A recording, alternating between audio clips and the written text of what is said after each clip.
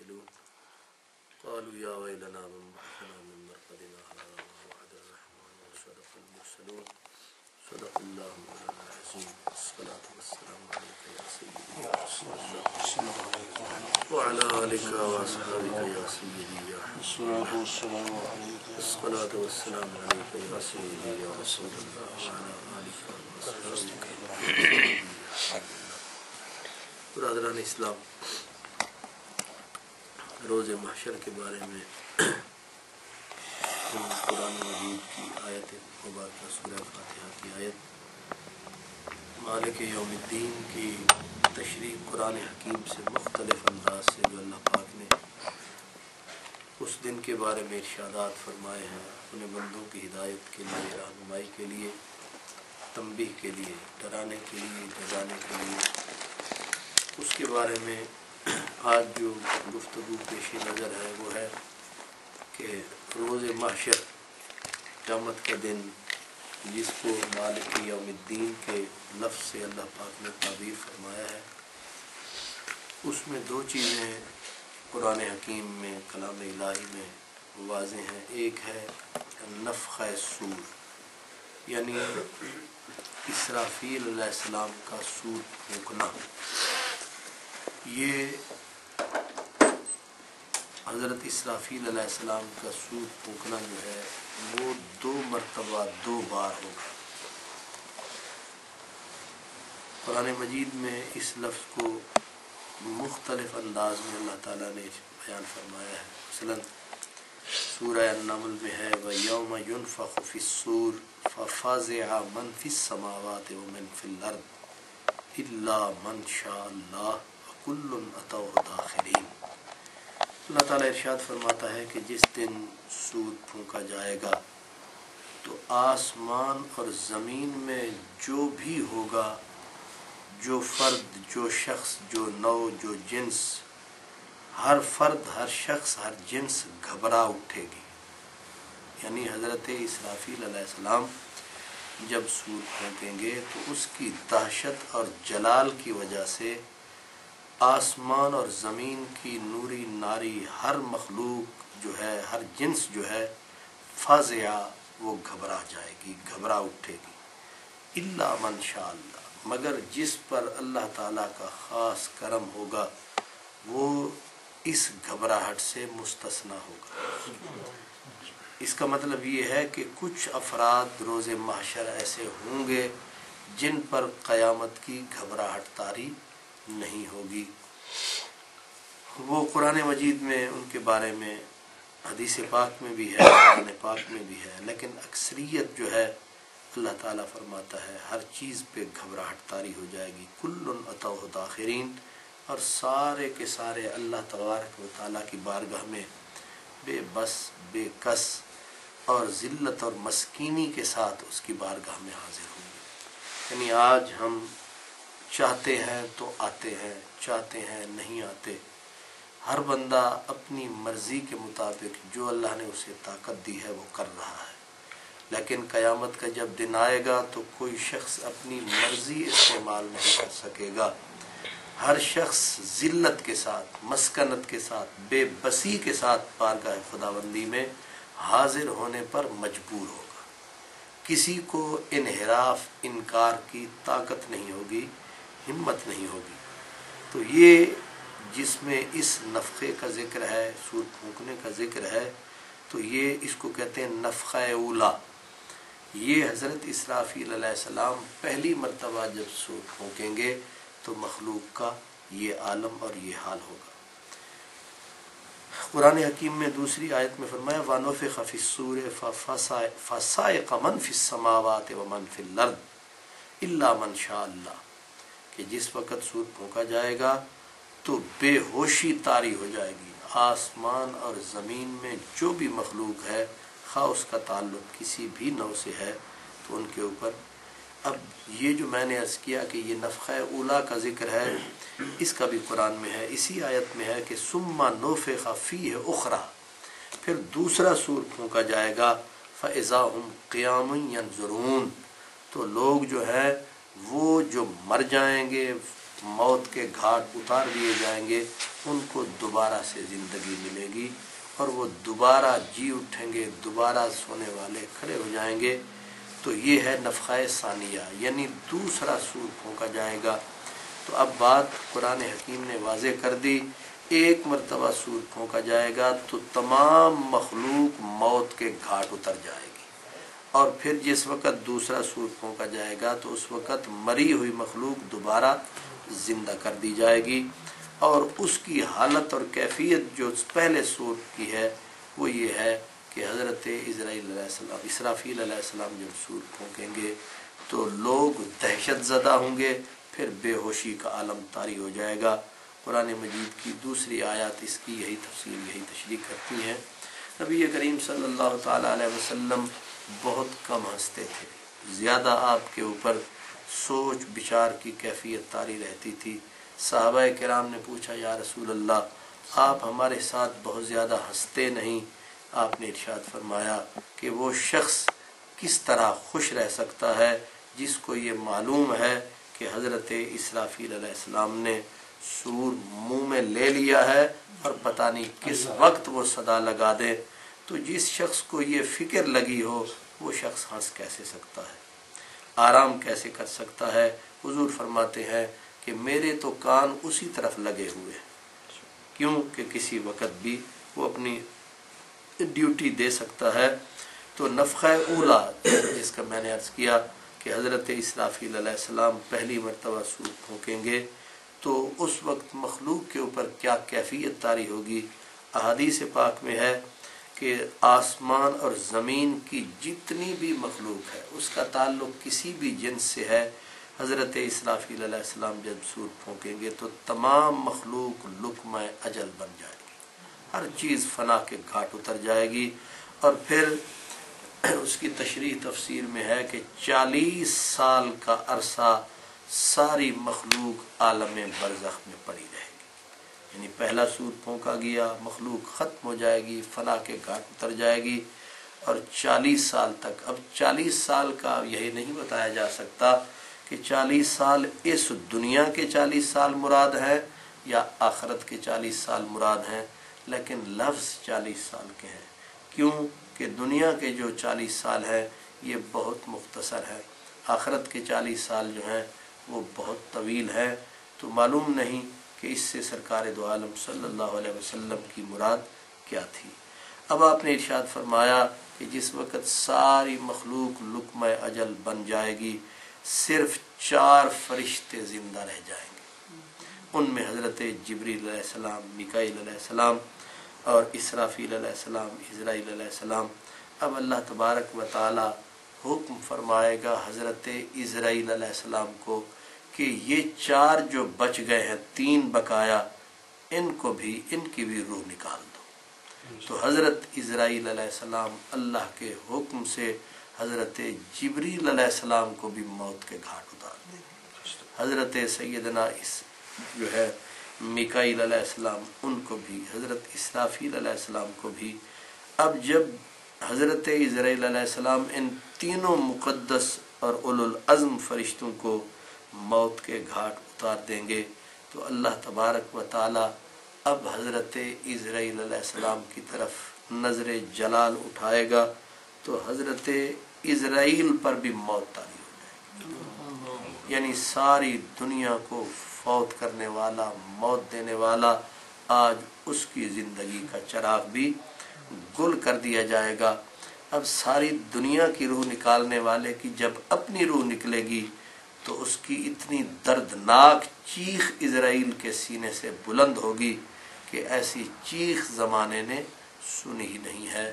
تو یہ ساری کائنات بمائے جو ہے حضرت عزرائیل علیہ السلام کے، کوئی فرد بھی اس دنیا کا سلامت نہیں رہے، یعنی وہ عزرائیل علیہ السلام جو پوری کائنات کی موت کا سبب ٹھہرے، پوری کائنات کے جو ارواح ہیں جس کے دست تصرف میں رہی ہیں، آج وہ عزرائیل بھی ختم ہو گیا، فرشتے بھی ختم ہو جائیں گے، عزرائیل علیہ السلام بھی موت کے گھاٹ اتر جائیں گے۔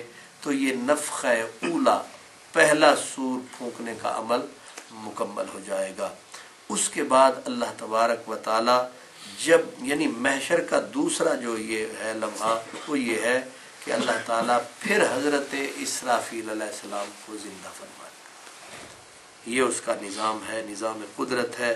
اور اس کی طرف قرآن میں فرمایا وَنُفِخَ فِي الصُّورِ فَإِذَا هُم مِّنَ الْأَجْدَاثِ إِلَىٰ رَبِّهِمْ يَنْسِلُونَ.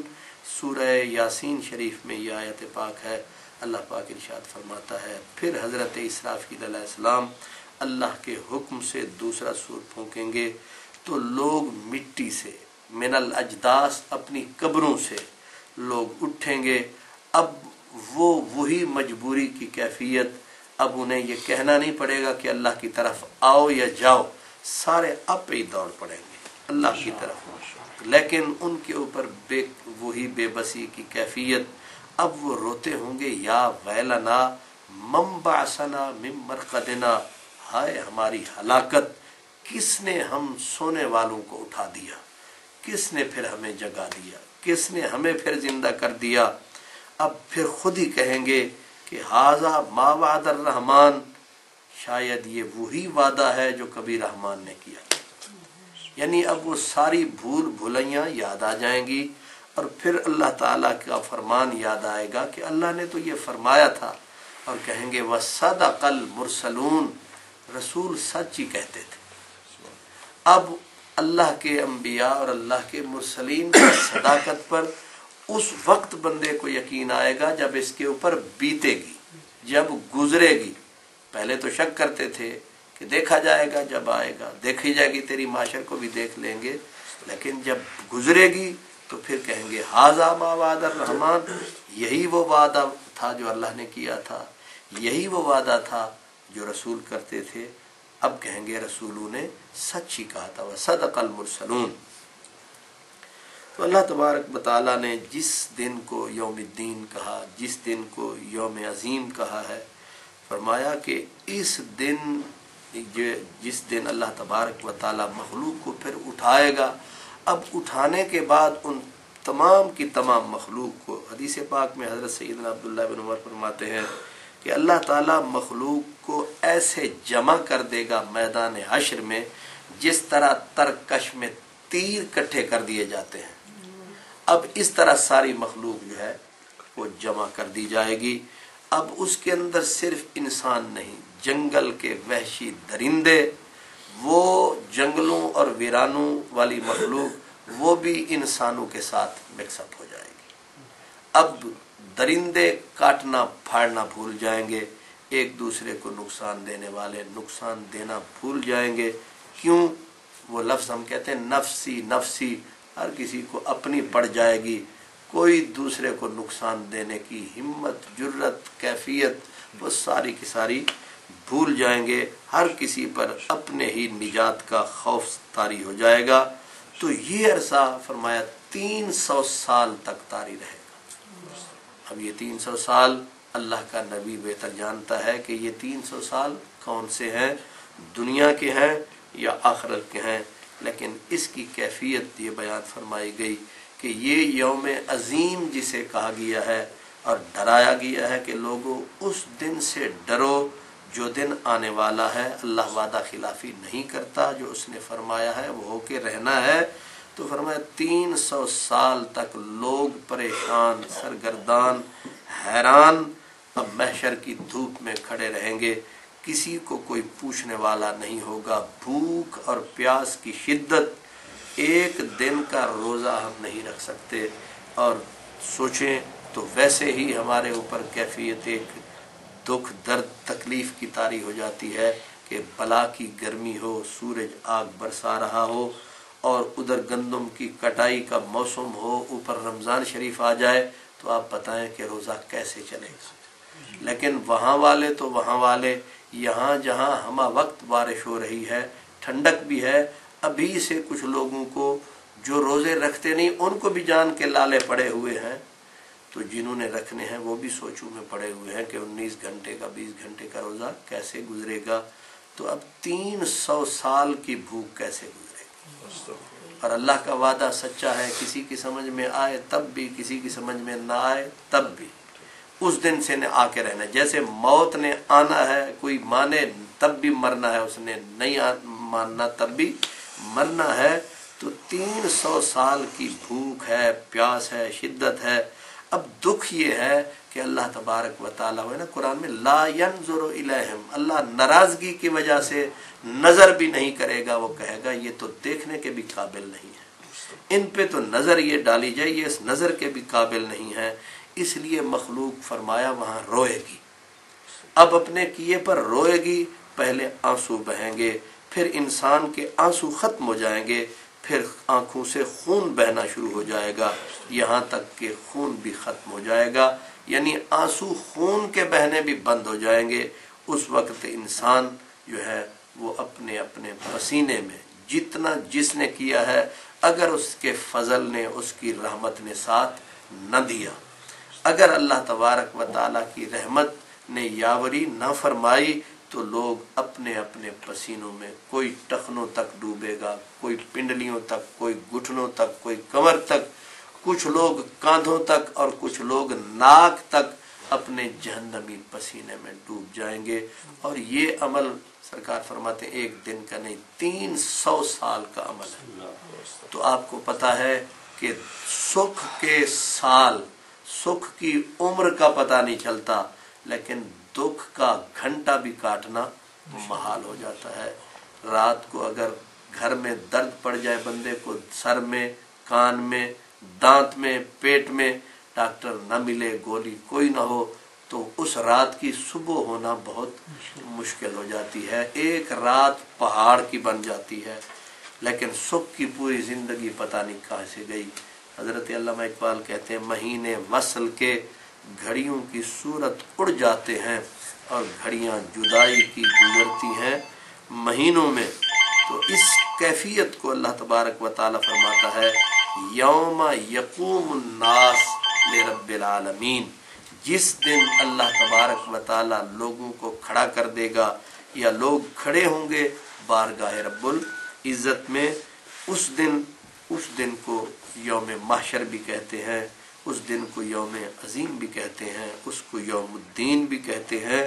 اور یہ کیفیت نفخہ ثانی، یعنی حضرت اسرافیل علیہ السلام دوبارہ سے جس وقت مخلوق کو کھڑا کر دیں گے، اس وقت حضرت سیدنا خواجہ حسن بصری رضی اللہ تعالیٰ عنہ، آپ حضرات ان کے نام سے آگاہ ہیں، یہ وہ بزرگ ہیں جن کا تعلق حضرت سیدنا علی المرتضیٰ کرم اللہ وجہہ سے ہے۔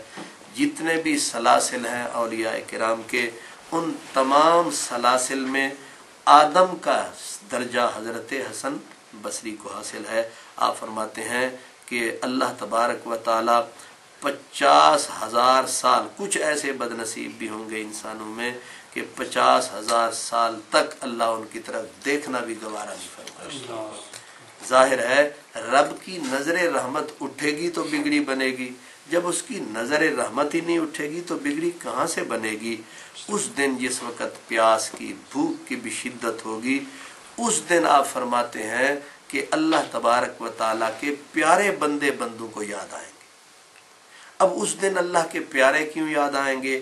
اس لیے کہ جس میں اللہ نے فرمایا الا من شاء اللہ، جو اللہ چاہے گا، جن کو اللہ چاہے گا وہ اس فضائے محشر سے محفوظ ہوں گے۔ وہ خدا کے چاہے گئے بندے جو اللہ کے پیارے بندے ہوں گے، پھر بندہ ان کو یاد کرے گا، ہائے کاش کہ میرا کسی بندہ خدا کے ساتھ تعلق ہوتا، وہ بندہ میرے کام آتا۔ اس لیے کہ قیامت کی محشر کی گھڑی میں قرآن مجید میں اللہ فرماتا ہے وَامْتَازُ الْيَوْمَ أَيُّهَا الْمُجْرِمُونَ، صدا گونجے گی کہ او مجرم لوگو تم میرے بندوں سے الگ ہو جاؤ، تم میرے بندوں کے ساتھ مکس اپ ہونے کی کوشش مت کرو، تم ان سے جدا ہو جاؤ۔ تو جو مجرم ہوں گے ان سے پھر مراد ہوگی، وہ کہیں گے ہائے کاش کہ ہمارا کسی اللہ کے بندے سے تعلق ہوتا تو شاید ہم اس کی وجہ سے چھوٹ جاتے۔ اور پھر فرمایا کہ کوئی یہ سمجھے کہ وہاں مجرم اور محرم میں پتہ نہیں چلے گا، اللہ فرماتا ہے نہیں، یعرف المجرمون بسیماہم فیؤخذ بالنواصی والاقدام فبأی آلاء ربکما تکذبان، کہ مجرم جو ہوں گے ان کے چہروں سے ہی انہیں پہچان لیا جائے گا، क्यों कि उनका रंग ही अल्लाह ऐसा कर देगा कि आप पे दुनिया बताएगी कि ये मुजरिम जा रहा है, ये खुदा का महरम जा रहा है। और मुजरिमों के साथ उस दिन किया क्या जाएगा? फरमा फयुखज़ु बिन नवासी वल अक़दाम, अब उनको पेशानियों से पकड़ा जाएगा, पाँव से पकड़ा जाएगा। अब उसकी तशरीह सरकार दो आलम फरमाते हैं कि कवि हैकल ताकतवर फरिश्ते जो हैं वो बंदे को पकड़ेंगे पाँव से, पाँव को पीठ के पीछे ले जाकर पीछे से लेकर मुंह की तरफ ले आएंगे। यानी उस बंदे को इतना टेढ़ा करेंगे कि उसकी ये कैफियत होगी कि पाँव को पीछे से लाकर पेशानी से मिला देंगे। और फरमाया कि वो फरिश्ते इस कदर दहशतनाक होंगे, उनकी शक्लें इस कदर वहशतनाक होंगी कि उन्हें देखकर अंबिया और सिद्दीकीन भी उन फरिश्तों को देखकर खौफ से सजदे में गिर जाएंगे। और फिर सिद्दीकीन और अल्लाह ताला के मुकद्दस बंदे जब उन फरिश्तों की दहशत से और खौफ से सजदे में गिरेंगे और फरमाते हैं कि उनके दिल में भी ये खौफ पैदा होगा कि ये पकड़े जा रहे हैं मुजरिम, कहीं हम भी ना पकड़े जाएं। तो फरमाया ये कैफियत उस दिन होगी। और फरमाया यौम तुक़ल्लबु वजूहुहुम फिन्नार यक़ूलून या लैतना अताअना अल्लाह व अताअना रसूला। उस दिन बंदे फिर कहेंगे, जिस दिन इंसानों के चेहरों को आग की तरफ पलट दिया जाएगा। अब वो आग की जब वो लिपटें पड़ेंगी तो फिर सदा देंगे या लैतना, हाय अफसोस, हाय अफसोस, अताअना अल्लाह व अताअना रसूला, काश कि हम अल्लाह की इताअत करते और उसके रसूलों की फरमाबरदारी करते। तो अब रसूलों की और अल्लाह तबारक व तआला की इताअत और फरमाबरदारी उस दिन जो याद आएगी, जाहिर है वही बात कि दुम्बा जां बिगियाड़ा खादा, हुण आजड़ियां की करना, कागे नए घरां दी पट्टी किस उते छत धरना, लोए लोए भर लै कुड़िए जे तू भांडा भरना, शाम पई बिन शाम मोहम्मद घर जांदी ने डरना। अब ये अल्लाह के फकीर यही कह रहे हैं कि उस दिन जो कहोगे या लैतना अताअना अल्लाह, या लैतनी इत्तखज़्तु मअर रसूल सबीला, हाय काश के मैंने रसूल से प्यार किया होता, हाय काश के मैंने रसूल की इताअत की होती, हाय काश मैं अल्लाह। अब ये हाय हाय और काश, हाय अफसोस, अब हाथ मसला जा रहा है। इसीलिए अल्लाह फरमाता है अनज़िरहुम यौमल हसरत, ये हश्र के दिन को जहाँ और नाम दिए अल्लाह ताला ने इसको यौम हसरत भी कहा है। हसरत यही है, हाय काश कि ऐसा न करता, हाय काश यूं न होता। अब हाय हाय करने वाले को फरमाया जा रहा है कि तू आज ही संभल, आज ही अपना रास्ता बदल, आज ही अपनी राह को बदल, आज ही अपने हालात बदल। क्यों कि जिस दिन तूने फिर अफसोस करना है उस दिन कफे अफसोस मलने का फायदा कोई नहीं होगा। इसीलिए फरमाया आज ले उनकी पनाह, आज मदद मांग उनसे, फिर न मानेंगे कयामत में, अगर मान लिया तो। ये अल्लाह तबारक व ताला ने जिस दिन को हमें बार बार नहीं हर रोज़, अगर अल्लाह की तौफीक हो हम रोज़ सूरत फातिहा पढ़ते हैं। और सूरत फातिहा की जब ये आयत आती है कि अर्रहमानिर्रहीम मालिक यौमिद्दीन, तो पूरी की पूरी वो तस्वीर हमारे सामने वो कर देती है कि ऐ बंदा खुदा, तू मेरे सामने खड़ा है, आज तू यहाँ खड़ा है, कल तूने वहाँ भी खड़ा होना है। इसलिए अपने मामलात, अपने हालात को उसी तरह संवार ले कि कल तू आए तो तुझे ये ना कहा जाए कि ओ मुजरिम मुजरिमों की सफ में चला जा, तू अल्लाह के महरमों की सफ में आए। और कल क़यामत के दिन जब तू अल्लाह के महरम की सफ में आएगा तो लोग तेरे दामन की पनाह ढूंढेंगे। इसलिए कि अल अखिल्लाओ यौमइज़िन, ये क़यामत की तरफ इशारा है। फरमाया उस दिन यानी क़यामत के दिन तमाम दोस्तियां दुश्मनी में बदल जाएंगी, याराने ख़त्म हो जाएंगे, दोस्ताने ख़त्म हो जाएंगे, प्यार सारा फना हो जाएगा, दुनिया के जितने प्यार हैं, इवन के बेटे और माँ का प्यार, बेटी और माँ की मोहब्बत, भाई बहन की मोहब्बत, दोस्त से दोस्त का प्यार, फरमाया ये सारे नफरतों के शोलों और आग के अंगारों में बदल जाएंगे। सिर्फ प्यार सलामत रहेगा। तो उस प्यार का नाम है जो प्यार अल्लाह के नाम पे हुआ, जो मोहब्बत रसूल के नाम पर हुई, वो मोहब्बत यहाँ भी सलामत रहेगी, वो मोहब्बत वहाँ भी सलामत रहेगी। इसलिए फरमाया अल अखिल्लाओ यौमइज़िन बादहुम लिबादिन अदुव। उस दिन अल अखिल्ला, ये मोहब्बत, ये खुल्लतें, ये इनायतें, ये सारी की सारी नफरतों की शक्ल में बदल जाएंगी। इल्लल मुत्तकीन, मगर जिन लोगों ने खुदा तबारक व ताला की बारगाह में तकवे की चादर ओढ़ ली है, उस दिन उनका दोस्ताना सलामत रहेगा। इसीलिए मैंने जो ऐसे अर्ज किया है कि उस दिन जब अल्लाह तबारक व ताला मुजरिमों को अलग करेगा, तो जाहिर है मुजरिमों को अलग करने का मकसद ये है कि मेरे महरम इनसे जुदा हो जाए। अब एक ही मैदान है, एक ही लम्हा है, तो अजीब कैफियत है कि महशर का जो दिन है, कुरान हकीम में है कि वो दिन जो है वो 50 अल्फ सना, 50,000 साल का दिन है। अब काटना है उसको गुजारना है। एक ही दिन में अल्लाह की कुदरत है कि एक ही दिन है, एक कौम के लिए जिनको मुजरिम बनाकर उसने खड़ा करना है, उनके लिए वो 50,000 साल पर मुहित होगा। लेकिन जिनके ऊपर उसकी नजर रहमत होगी, जिनको वो अपना महरम करार देगा, उनके लिए फरमाया कि वमा अमरुस्साअत इल्ला कलमहिल बसर, उनके लिए फरमाया कि हम पलक झपकने की देर में 50,000 साल को गुजार देंगे।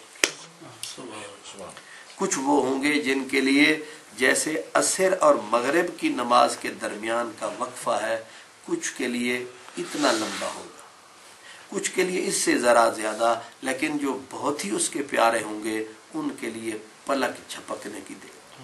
क्या उसकी कुदरत है, क्या उसकी शान है कि एक लम्हे को उसने दराज किया तो 50,000 साल बना दिया, एक ही लम्हे को उसने समेटा तो एक पलक झपकने की देर बना दिया है। इसका मतलब ये है वो कादिर, वो करीम, वो कय्यूम, वो सत्तार, वो जब्बार, जो चाहे वो कर सकता है। उससे खैर की तलब होनी चाहिए, खैर ही मांगनी चाहिए, आज भी और कल भी। आज का मालिक भी वही है, कल का मालिक भी वही है, मिल्कियतें सारी उसकी हैं, हम सारे के सारे उसी के ही हैं। इन्ना लिल्लाहि व इन्ना इलैहि राजिऊन, हम सारे उसकी मिल्कियत हैं, मिल्कियत ताम, और हमने जाना भी उसी की तरफ है। हमारी मिल्कियतें आर्जी हैं, झूठी हैं, सच्ची मिल्कियत उसी की है जिसने कहा अर्रहमान अर्रहीम मालिके यौमिद्दीन। इंशाअल्लाह ताला आइंदा जो दर्स होगा मेरे ख्याल में पीर का दिन रमज़ान मुबारक में होगा, तो ये असर के बाद होगा जी।